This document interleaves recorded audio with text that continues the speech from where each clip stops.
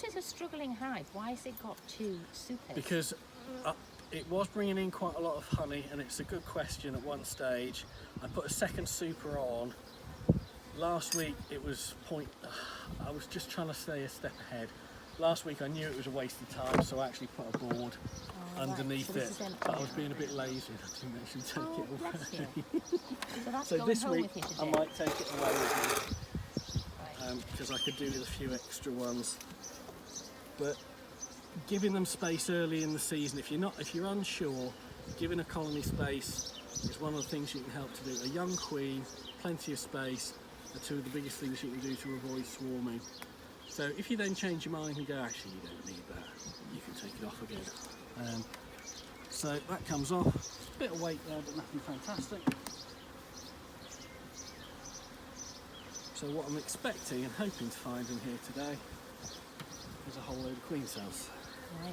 Because we've taken the queen out. Yeah. So what? So this is just what's this? This is That's just wax. They've just built sort of extra wax. And so we should be taking that off. You can to an extent. What I'll do is I'll scrape off what I can, but you can't get it all out all the time. Right. So you get the worst of it off because you don't want it to block it up completely. Because they're bored. Sometimes they're telling you that they need more space. If you see a lot of it, well, they're cheesed off because you've taken away all that extra space. Not really. No. But they'll tell you sometimes if you kind of take a lid off and there's loads and loads of brace comb in there, they're sort of saying, do you know what, we're running out of space here, can you give us a bit more? Now I could go and do this to every single line, but life isn't long enough. Right, so... And I assume that there's no such thing as a bee holiday. Just sort of swap over. I assume there's no such thing as a bee holiday, so that they've always got to be doing something. So yeah, if they've got nothing else to do, I suspect they'd be making brace comb. If they haven't got anything else to do, they'll think, hey, how can we mess with the beekeeper's head today? So basically all bees are adolescents. Yeah, pretty much. So an outer frame, very little going on. Oh, there's some old brood there that hasn't really hatched out either, because this is an old frame. Frames, after about, that's why you put a number on the lug, after about 3 years or so, you should be starting to think about replacing those frames. But this drawn comb, you always really need more of. So there's always a tension between keeping it a little bit longer and chucking it away because it's gone black and horrible. That's kind of on the... That should be going, but it's not going yet. The dark colour indicates dirt. Yeah, they haven't wiped their feet before they came in. Yeah. Oh goodness. Again, that's still, darker still, that's about the same age.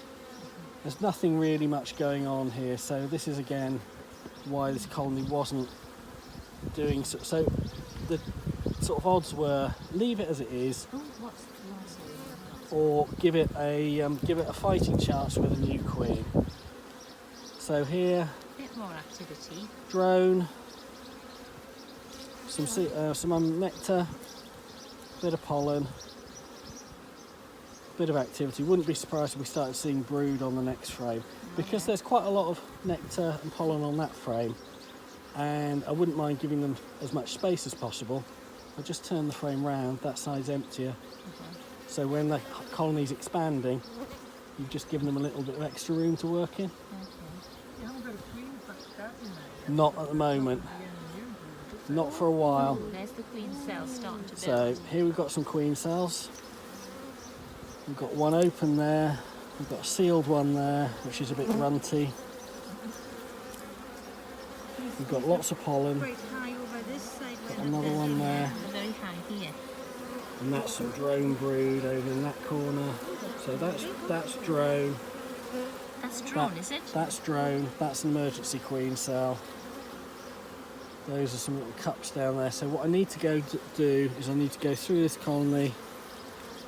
Where there's a cup, I need to check if there's anything in it and just open it up.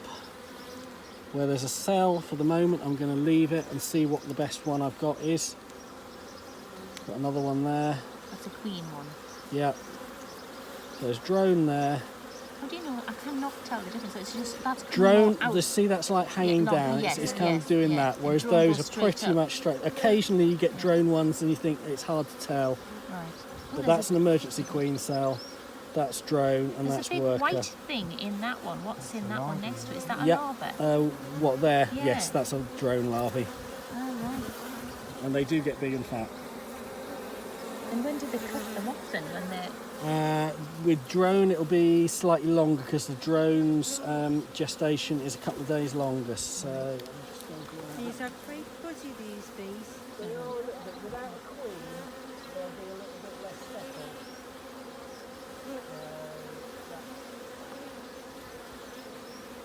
So what I need to do is, because I've got a finite memory, when I've seen queen cells, yes, I'm going to yes. stick a pin in, and then as I go through, I'll stick a pin in every one. There's two, there's one on each side. Precisely. Right, we'll remember that.